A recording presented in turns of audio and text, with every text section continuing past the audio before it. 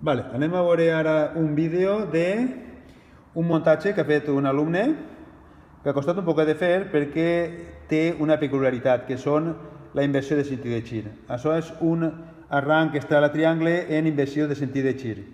Veieu ahí? El muntatge està un poquet descablejat, un poquet desarreglat, perquè han tocat una averia i ja tengo que desmuntar-lo per a buscar l'averia. Veiem així que tenim els dos contactors primers, que són els d'inversió de sentit de gir. Este és el de triangle i este és l'estrela. I té que anar temporitzat perquè l'arranc estrela-triangle, en aquest cas l'hem fet temporitzat. El seu relé tèrmic, que protegirà el motor, front a curtcircuits i sobrecalfaments. I veiem així el motoret, que ara volem ficar-se en marxa.